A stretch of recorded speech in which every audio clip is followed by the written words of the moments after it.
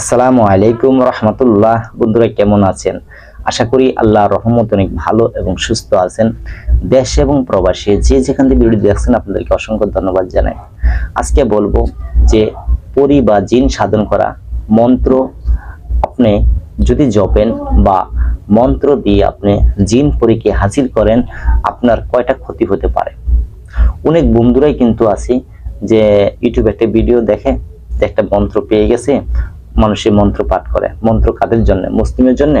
যদি আপনি মুসলিম হয়ে থাকেন আপনার কয়টা ক্ষতি হবে, আপনার এই দিনে কি ক্ষতি হবে বা পরকালে কি ক্ষতি হবে আপনি কিন্তু জানেন না। না জেনে কিন্তু একটি মন্ত্র আপনি জপতেছিলেন। তো এই মন্ত্র জপার কারণে আপনাকে ধ্বংস হবে না, আপনার পরিবার, বাচ্চা কাচ্চা, সমস্ত মানুষ, আপনার ফ্যামিলিতে যা সব কিন্তু ধ্বংস হয়ে যেতে পারবেন শুধু মন্ত্র জপার কারণে। তাই আমি বলবো কিছু কিছু যুবক বন্ধুরা আছেন 15 বছর বা 16 বছর বা 20 বছর, আরো বেশিও আছে, 30 বছর আছে, ঠিক আছে, তারা কিন্তু মন্ত্র জপে পরি বা জিন সাধন করার জন্য। আপনি না জেনে কিন্তু মন্ত্র জপছেন।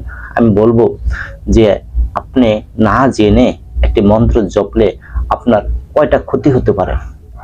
তাই বলবো ভিডিওটা স্কিপ না করে আপনি একটু কষ্ট করে যদি মন্ত্র জপতে চান, না দেখে না শুনে আপনি কখনো মন্ত্র জপতে যায়েন না, আপনার ক্ষতি হয়ে যেতে পারে। তাই বলবো আপনি পুরো ভিডিওটা দেখেন, ইনশাআল্লাহ ভালো একটা জিনিস শিখতে পারবেন আল্লাহর রহমতে।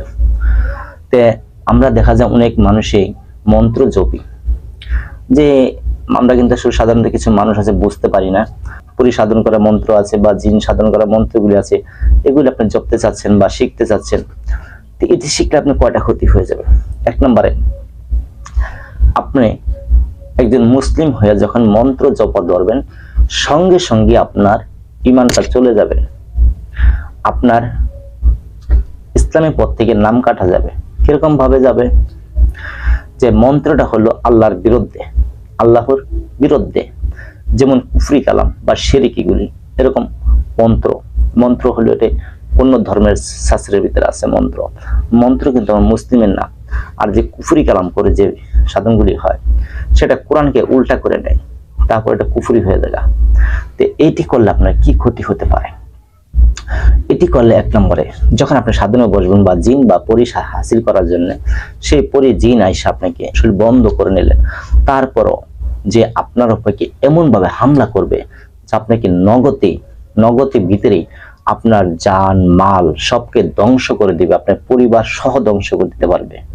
কারণ কিছু কিছু জিনিস আছে, খারাপ জিনিস হলো তাদের ভিতরেও সত্য বা মিথ্যে তারাও কিন্তু জানে। যদি খারাপও হয় তারা কিন্তু জানে যে এটা ভালো বা এটা খারাপ। এই মানুষটা খারাপের দিকে আসছে, ওকে একটা মাইর দিয়ে বা একটা শিক্ষা দিয়ে থাকি, কিছু মানুষের প্রাণও চলে যায়। তাই বলবো মন্ত্র জপেন না। আরেকটি বিষয়, মন্ত্র যখন আপনি জপবেন সাথে সাথে আপনি কাফের হয়ে যাবেন কেন? সঙ্গে সঙ্গে আপনি কাফের হয়ে যাবেন কেন? মুসলিম খাতে আপনার নাম থাকবে না। আপনাকে যদি দাফন করে মাটি দেওয়া হয় তাও কিন্তু আপনি কাফের হিসেবে গণ্য হয়ে যাবেন কেন? তাই বলবো মন্ত্র কখনো জপেন না। আর যদি যারা যারা মন্ত্র জপছেন মুসলিম হয়ে, আমি বলি আপনারা তওবা করে নেন, তওবা করে আর জীবনে কোনো মন্ত্র জপতে যায়েন না। মন্ত্র জপলে আপনিও শেষ, আপনার পরিবার সহ শেষ। আর মন্ত্র যদি আপনি জপেন কি হবে? আরো আপনার চেহারাটা কুৎসিত হয়ে যাবে। মৃত্যুর সময় দেখবেন কিছু কিছু কবিরাজ আছে, মরণের সময় তাদের প্রাণ যেতে চায় না, তারা 6 মাস 2 মাস 3 মাস বিছানা পড়ে থাকে, লাস্টে পাগল হয়ে যা বা বিছানা পড়ে থাকে, অসুস্থ হয়ে থাকে, কথা বলতে পারে না, কিছু খাইতে পারে না। এইগুলি মন্ত্র জপার কারণে হয়ে থাকে। আবারও আছে যে কিছু মানুষ দেখবেন সাধন করবার যায় কিন্তু সে পাগল হয়ে যায়। কেন হয়? ওই যে মন্ত্র জপার কারণে সে পাগল হয়ে যায়, ভুল করে ফেলা, এই জন্য পাগল হয়ে যায়। তাই বলবো মন্ত্র না জপে, কোরআনের এতই পাওয়ার কোরআনের ভিতরে। আপনি যদি আল্লাহর একটি নাম, অনেক আমল আছে, কোরআনে আমলের অভাব নাই, ঠিক আছে, প্রত্যেকটি সূরার মধ্যে প্রত্যেকটি আয়াতের ভিতরে আপনার আমল রয়েছে। কিন্তু এই কোরআন থেকে আমল করেন, ইনশাআল্লাহ আপনি দুনিয়া পাবেন, আখিরাতও পাবেন। আপনি একটা ভালো জিন্নাত বা ভালো পরী হাসিল করতে পারবেন, আপনার কোনো ক্ষতি হবে না, আপনার পরকালও যাবে না, এই দুনিয়াও যাবে না। আপনি ভালো কাজ করেন, ভালো ফল পাবেন। খারাপ কাজ করবেন, আপনি এই দুনিয়া হারাবেন, আখিরাতে কিন্তু হারাবেন। আপনি মৃত্যুর সময় বড় কঠিন হয়ে যাবে। তাই বলবো কেউ মন্ত্র না জপে, ভালো আমল করেন। কোরআনে বহুত আমল আছে, দেখবেন আমার এই চ্যানেলে কিন্তু অনেক কোরআনে আমল দেওয়া আছে পরি বা জিন সাধন করার জন্য। আপনি ভালো একটি আমল দেখে আপনি করেন, ইনশাআল্লাহ আপনি কামিয়াবি হতে পারবেন।